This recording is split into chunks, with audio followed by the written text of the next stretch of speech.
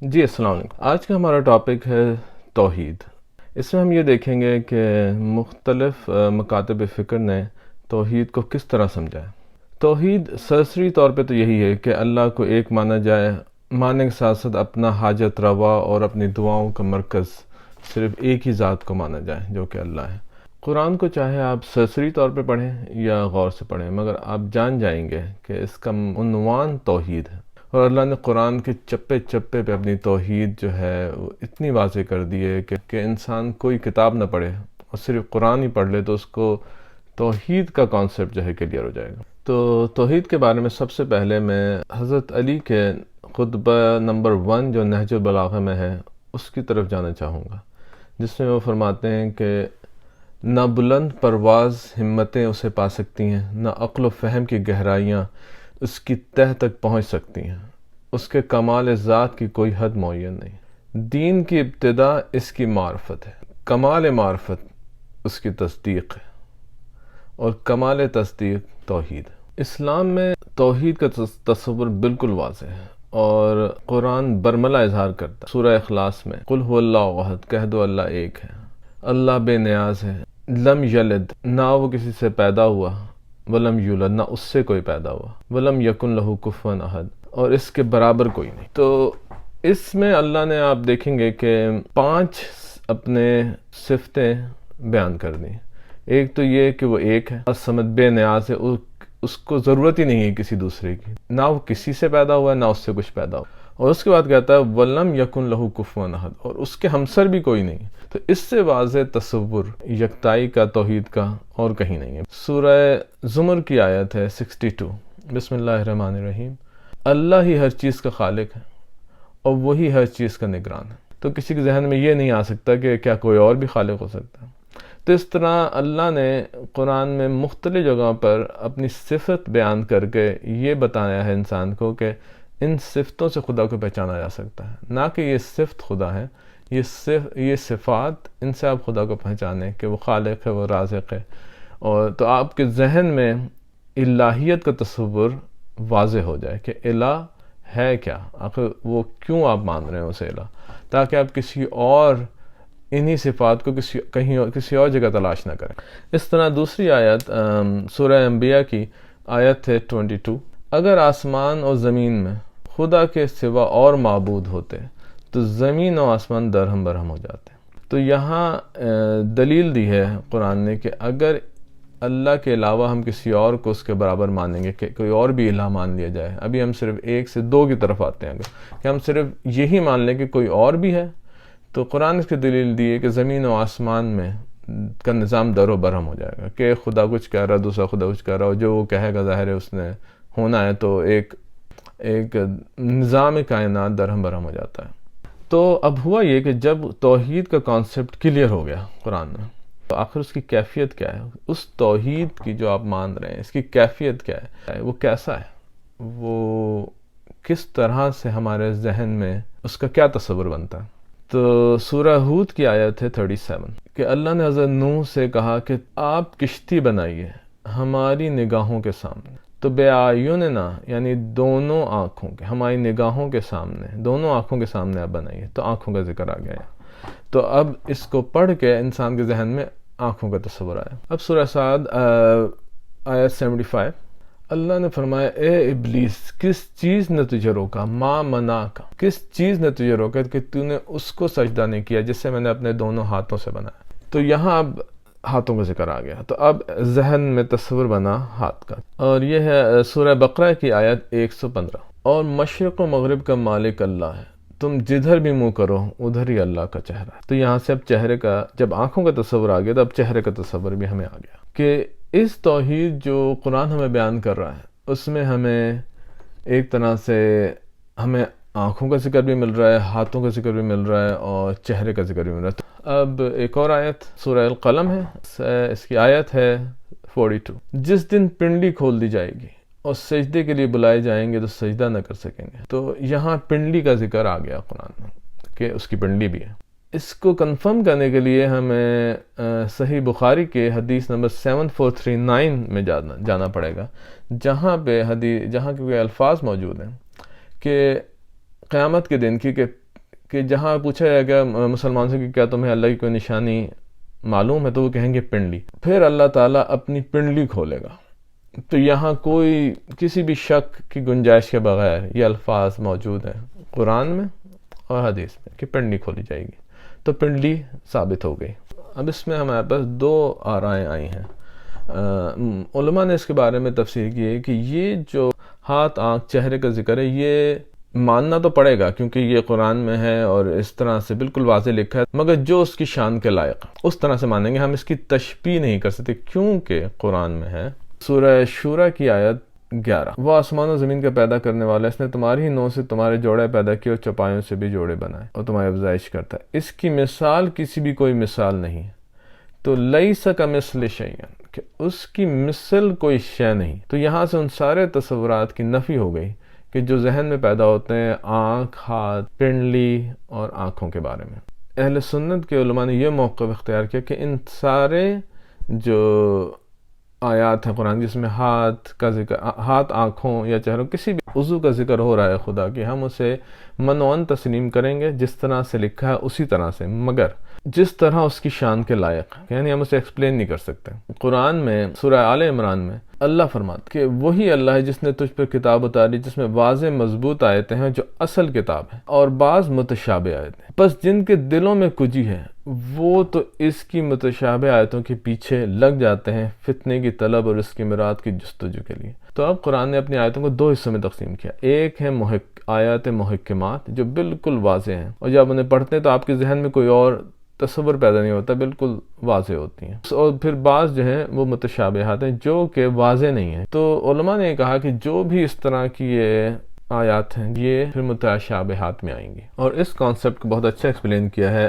اعلیٰ حضرت احمد رضا خان بریلوی نے. وہ یہ لکھتے ہیں کہ یہ مذہب جمہور ائمہ سلف کا ہے اور یہی اسلم اولا ہے، اسے مسلک تفویض و تسلیم کہتے ہیں. ان ائمہ نے فرمایا استوا معلوم ہے کہ ضرور اللہ تعالیٰ کی ایک صفت ہے، اس کے ضرور استوا ہمیں معلوم ہے کہ قرآن میں ہے اور وہ اللہ کی ایک صفت ہے، اور کیف مجہول ہے، اور ایمان اس پر واجب ہے کہ نص قطعی قرآن سے ثابت ہے، اور سوال اس سے بدعت ہے کہ سوال نہ ہوگا مگر تعین مراد کے لیے. سوال آپ کریں گے تو آپ کا مراد اس سے تعین ہے کہ آخر یہ کیسے ہو گیا، تو سوال بدعت ہے اب ان کے مطابق. ظاہر کہ ہر فرع اپنی اصل کی طرف پلٹتی ہے. تو آیہ کریمہ نے تعویل متشابہات کی راہ خود بتا دی، یعنی کہ جو محکمات ہیں، یعنی لیس کمثلہ شیء، یہ محکم آیت ہے، اور جہاں ہاتھ کا ذکر ہے، آنکھ کا ذکر ہے، چہرے کا ذکر ہے، وہ متشابہ ہے. تو اس کو واپس لاؤ محکمات کی طرف. جیسے ہی تمہیں متشابہ آیتیں پڑھو تو اس کو واپس لاؤ اپنی اصل کی طرف جو کہ محکم آیت ہے، اور جہاں یہ لکھا ہے لیس کمثلہ شیء اس آیت سے تم ان متشابہات میں نہیں پڑھو. یہ بہت اچھی ایکسپلینیشن ہے.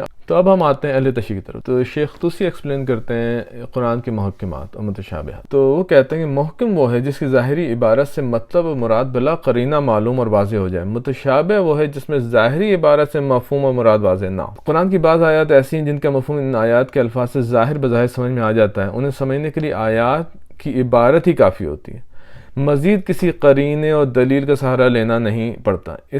ان کا مفہوم متعین کرنے میں کوئی دقت پیش نہیں آتی اور نہ ہی اشتباہ کی گنجائش رہتی ہے محکم آیات کے بارے میں. جبکہ متشابہات وہ ہیں جن کے معنی الفاظ اور جملوں کے ظاہری ڈھانچے سے معلوم نہیں ہوتے اور ان میں اشتباہ کی گنجائش رہتی ہے. تو اس کو وہ ایکسپلین کرتے ہیں اس طرح کہ جیسے کہ مثال ہے بہت سے چہرے اس روز شاداب ہوں گے اور وہ اپنے رب کی طرف دیکھ رہے ہوں گے. اب اس کے بارے میں اہل سنت کا جو تفسیر وہ کہتی ہے کہ بالکل دیکھیں کہ وہ قیامت کے دن اللہ کو دیکھا جائے گا جیسا اس کی شان کے لائق. اس کو یہ ایکسپلین کرتے ہیں کہ اس آیت سے یہ اشتباہ ہو سکتا ہے کہ اللہ تعالیٰ قیامت کے دن دکھائی دے گا، لیکن محکم آیات کی طرف رجوع کیا جائے تو مسئلہ حل ہو جاتا ہے. مثلا لیس کمثلہ شیء، اس جیسی کوئی چیز نہیں ہے. اور سورہ انعام کی لا تدرکہ الابصار، نگاہیں اسے پا نہیں سکتی. تو یہاں ایک واضح فرق اہل تشیع اور اہل سنت میں ہوا کہ اہل تشیع ان تمام آیات کو جو رؤیت پہ دلالت کرتی ہیں انہیں متشابہ مانتے ہیں اور کسی طرح سے بھی رؤیت خدا کے قائل نہیں. کتاب التوحید شیخ صدوق کی ہے جس میں باب نمبر 53 اور اس کی پہلی حدیث ہے جو امام جعفر صادق سے روایت ہے کہ آپ نے اللہ کے قول سورہ روم آیت 30 وہی فطرت اللہ کی جس پر پیدا کیا انسانوں کو. اس کے بارے میں دریافت کیا گیا، آپ نے جواب دیا اس سے مراد توحید ہے. اور اسی کتاب کے باب نمبر 3 میں شیخ صدوق لکھتے ہیں کہ امام محمد تقی علیہ السلام سے دریافت کیا کہ واحد کے کیا معنی، تو آپ نے جواب دیا جس پر تمام زبانوں کا توحید کے ساتھ اجماع ہو، جیسا کہ اللہ نے فرمایا کہ سورہ لقمان کی آیت 25، اور اے رسول اگر تم ان سے سوال کرو کہ کس نے آسمانوں و زمین کو خلق کیا ہے تو وہ ضرور جواب دیں گے کہ اللہ نے۔ مزید ہم دیکھتے ہیں نہج البلاغہ کے خطبہ نمبر 1 میں حضرت علی فرماتے ہیں کہ جس نے اسے قابل اشارہ سمجھ لیا اس نے اس کی حد بندی کر دی، اور جو اسے محدود سمجھا وہ اسے دوسری چیزوں ہی کے قطار میں لے آیا۔ جس نے یہ کہا کہ وہ کسی چیز میں ہے اس نے اسے کسی شے کے ضمن میں فرض کر لیا، اور جس نے یہ کہا کہ وہ کسی چیز پر ہے اس نے اور جگہیں اس سے خالی سمجھ لیں۔ وہ ہے، ہوا نہیں، موجود ہے مگر عدم سے وجود میں نہیں آیا، وہ ہر شے کے ساتھ ہے نہ جسمانی اتصال کی طرح، وہ ہر چیز سے علیحدہ ہے نہ جسمانی دوری کے طور پہ۔ تو اس کے بعد الکافی کی کتاب توحید میں اس کا چیپٹر 6 ہے اور اس کا نام ہے کتاب الکون والمکان۔ یہ علامہ مجلسی کے مطابق یہ حدیث صحیح ہے، اور ابو بصیر سے مروی ہے کہ ایک شخص محمد باقر علیہ السلام کے پاس آیا اور کہا مجھے بتائیے کہ آپ کا رب کب سے ہے؟ انہوں نے فرمایا وائے ہو تجھ پر، وہ کب نہ تھا، میرا رب ہے اور ہمیشہ رہے گا، وہ بغیر کسی کیفیت کے زندہ ہے اور اس کے لیے ہونا نہیں ہے، وہ ہر کیفیت کا پیدا کرنے والا ہے، اس کے لیے کوئی جگہ نہیں، نہ وہ کسی شے میں ہے نہ وہ کسی شے پر ہے، نہ وہ ایک جگہ سے دوسری جگہ جاتا ہے، نہ وہ قوی اشیاء کو پیدا کرنے کے بعد اور نہ کسی شے کو پیدا کرنے کے بعد کمزور ہوا، اور نہ وہ کسی شے کو پیدا کرنے سے پہلے گھبرایا ہوا تھا، اور نہ مذکورہ اشیاء میں سے کسی چیز کے شابہ ہے۔ جی تو اب ہم آتے ہیں توحید کی ضد کی طرف۔ توحید کا کانسیپٹ تو واضح ہو گیا، اب اس کانسیپٹ کی طرف آئیں جو توحید کا ضد ہے، وہ ہے شرک۔ شرک کی سب سے سمپل ایکسپلینیشن یہ ہے کہ کسی بھی شے کو، کسی بھی چیز کو، کسی بھی مخلوق کو آپ اللہ کے برابر لا کے کھڑا کر دیں، بس یہ سب سے سمپل تشریح ہو سکتی ہے شرک کی۔ اب یہ کہ شرک کس طرح سے ہو سکتا ہے، کیا ہو سکتا ہے، اس کے بارے میں بات کرتے ہیں۔ تو انسان، میرا خیال یہ کہ انسان کو اپنے عقائد بالکل سمپل رکھنے چاہیے۔ یعنی کیا ضرورت ہے کہ آپ کسی عقیدے کو ثابت کرنے کے لیے کہ آپ فلسفے کی دقیق بحثوں میں پڑھیں، آپ 10 کتابوں کے حوالے دیں، آپ 100 دلیلوں کی بات کریں اور اس کے بعد آپ اپنے عقیدے کو واضح کریں۔ تو اگر ایک عقیدہ اتنا ہی پیچیدہ ہے کہ آپ کو اتنا تگ و دو کرنی پڑ رہی ہے اس کے لیے، تو ایسے عقیدے کا کیا فائدہ ہے؟ کہ کیا قیامت کے دن ایک انسان یہ نہیں کہہ سکتا اللہ سے کہ میرے پاس کہاں اتنی عقل تھی، یا میرے پاس کہاں اتنا سرمایہ تھا، یا کتنا ٹائم تھا کہ میں اتنی کتابیں پڑھتا، اتنی دلیلوں کو سمجھتا، اور اس کے بعد ہی پتہ چلتا کہ وہ دلیل میرے دماغ میں آتی کہ نہیں آتی۔ تو کیا اس سے بہتر نہیں کہ انسان کے عقائد سمپل ہوں، اور اگر قرآن کے صرف محکمات کو ہی پڑھ کے اپنے عقائد بنا لیے جائیں تو عقل مند تو وہی ہوگا جو کہ اپنے عقائد سمپل رکھے اور صاف بچ جائے، زیادہ دقیق بحثوں میں نہ پڑے۔ اور اللہ نے بہت سمپل رکھا ہے انسان کے لیے، قرآن پڑھے، جو آیات محکمات ہیں ان کے مطابق اپنا عقیدہ بنا لے اور نجات پا جائے، اور اپنے دین کو شرک سے بچا کے رکھے۔ اگر وہ شرک سے بچا کے رکھتا ہے اپنے عقائد کو تو نجات 100% ڈن ہے۔ اس کا ثبوت قرآن میں سورہ نساء آیت نمبر 48، بسم اللہ الرحمن الرحیم، یقیناً اللہ تعالیٰ اپنے ساتھ شریک کیے جانے کو نہیں بخشتا، اور اس کے سوا جسے چاہے بخش دیتا ہے، جس گناہ کو چاہے بخش دیتا ہے، لیکن شرک کو نہیں بخشے گا۔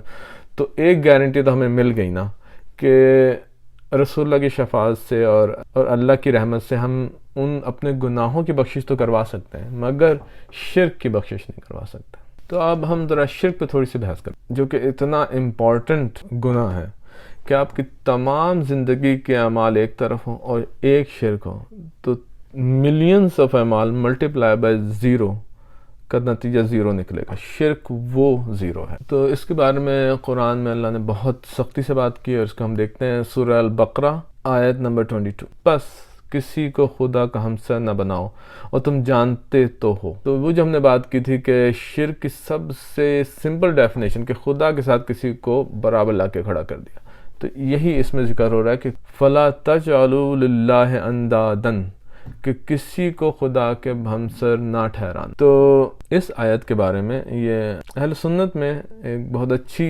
تفسیر موجود ہے۔ تو ابن عباس رضی اللہ تعالیٰ عنہ اس آیت کی تفسیر میں فرماتے ہیں یہ ایسا شرک ہے، یعنی کہ اللہ کے ہمسر کسی کو کر دینا، یہ ایسا شرک ہے جو کہ سیاہ چٹان پر سیاہ رات میں چونٹی کی چال سے بھی زیادہ مخفی ہے۔ تو یہ دیکھیں کتنی غیر محسوس طریقے سے شرک انجام دیا جا سکتا ہے، کہ اتنا غیر محسوس ہے جتنا ایک سیاہ رات میں سیاہ چٹان پہ چونٹی چل رہی ہو۔ کتنا مشکل ہے اس چونٹی کو دیکھنا، جتنا وہ چونٹی مخفی ہے اتنا ہی شرک مخفی ہو سکتا ہے ہمارے روزمرہ ہماری زندگی میں۔ تو میں نے کچھ علماء سے ہی سنا کہ شرک جتنا مشکل تھا اتنا ہی آسان کر دیا لوگوں کے لیے، کچھ لوگوں نے، کہ انہیں اتنا شرک کر دیا کہ وہ ہر چیز کو شرک سمجھنے لگے، جبکہ شرک تو بہت ہی مشکل تھا، بہت ناممکن ترین چیز ہے شرک، جو کہ لوگوں کے لیے آسان کر دیا گیا ہے ان پہ اعتراض کر کے۔ لیکن یہ پڑھ کے مجھے ایسا لگ رہا ہے کہ شرک تو اتنا آسان ہے کہ آپ لوگوں نے مشکل کر دیا ہے اس کی آئیڈینٹیفیکیشن کرنا۔ تو شرک کے بارے میں ایک اور آیت قرآن کی سورہ مائدہ آیت ہے 72، اور جان رکھو کہ جو شخص اللہ کے ساتھ شرک کرے گا خدا اس پر بہشت حرام کر دے گا، اور اس کا ٹھکانہ دوزخ ہے، اور ظالموں کا کوئی مددگار نہیں۔ اور اسی طرح ایک اور آیت سورہ حج آیت 31، بسم اللہ الرحمن الرحیم، اور جو شخص کسی کو خدا کے ساتھ شریک مقرر کرے تو وہ گویا ایسا ہے جیسے آسمان سے گر پڑے، پھر اس کو پرندے اچک لے جائیں یا ہوا کسی دور جگہ اڑا کر پھینک، یعنی اس کی کوئی ویلیو نہیں رہے گی، یعنی انسان کی ویلیو بالکل زیرو ہو جائے گی اگر وہ خدا کے ساتھ کسی کو شریک ٹھہرائے گا۔ تو اب ہم شرک کو حدیث میں دیکھتے ہیں۔ تو صحیح بخاری کی حدیث 6267 میں اس کا مفہوم یہ ہے کہ رسول اللہ نے صلی اللہ علیہ وسلم نے فرمایا کہ بندوں پر اللہ کا حق یہ ہے کہ اس کی عبادت کریں اور اس کے ساتھ کسی کو شریک نہ ٹھہرائیں۔ اور اسی طرح صحیح بخاری کی حدیث 1238 میں ہے کہ رسول اللہ صلی اللہ علیہ وسلم نے فرمایا کہ جو شخص اس حالت میں مرے کہ کسی کو اللہ کا شریک ٹھہراتا تھا تو وہ جہنم میں جائے گا۔ اور الکافی کی جلد 4 چیپٹر ہے 297، چیپٹر کا نام ہے باب الشرک۔ علامہ مجلسی نے اس حدیث کو صحیح کہا ہے۔ تو اس کا ہے پہلی حدیث، فرمایا امام محمد باقر علیہ السلام نے جب کہ ان سے کسی نے پوچھا کہ کم سے کم کس بات سے آدمی مشرک ہو جاتا ہے، تو انہوں نے فرمایا جو شخص خرمے کی گٹھلی کو سنگریزہ کہہ دے اور سنگریزے کو گٹھلی، اور پھر اس زن پر اپنے دین کی بنیاد رکھے۔ تو جس سے یہ بات ظاہر ہوتی ہے کہ اب آپ کو عقائد میں اپنی عقل نہیں استعمال کر، یعنی آپ اپنے ہی جو شخص ایسا کرتا ہے وہ اصل میں سنگریزے کو گٹھلی ثابت کرتا ہے اور گٹھلے کو سنگریزہ ثابت کرتا ہے، جو اپنی مرضی سے قرآن کی متشابہات کو اٹھا کے یا کوئی کسی بھی اپنے ذہنی تخیل کو لا کر ایک دلائل کریٹ کرتا ہے، ان دلائل کو بنیاد بنا کر عقیدہ تیار کرتا ہے۔ ایسے دلائل ایجاد کرنا یہ ہے سب سے ادنا شرک امام کی نظر۔ تو آگے چلتے ہیں۔ الکافی کا یہی چیپٹر، علامہ مجلسی کے مطابق یہ حسن حدیث ہے، حدیث نمبر 7۔ ابو بصیر سے مروی ہے کہ میں نے امام جعفر صادق علیہ السلام سے اس آیت کے بارے میں پوچھا کہ انہوں نے اپنے عالموں اور درویشوں کو خدا کے بجائے اپنا رب بنا لیا تھا۔ آپ نے فرمایا واللہ انہوں نے اپنے نفسوں کی عبادت کی طرف ان کو نہیں بلایا تھا، یعنی ان علماء نے اپنی عبادت کے لیے ان کو نہیں بلایا تھا۔ اور پھر وہ کہتے ہیں اور اگر ایسا کرتے تو وہ لوگ ان کی بات نہ مانتے، یعنی اگر وہ علماء ان لوگ یہود کے علماء اگر ان سے کہتے ہیں ہماری عبادت کرو تو وہ یہ بات نہیں مانتے، یہ تو بہت ان کو بیسک کانسیپٹ کے خلاف تھا، بلکہ انہوں نے ان کے لیے حرام کو حلال کر دیا اور حلال کو حرام کر دیا، اور وہ لاشعوری طور پر ان کی عبادت کرنے لگے۔ میرا خیال یہ ہے کہ ایک عقل مند مخلوق یہ وہی ہوگی جو کہ اپنے خالق کو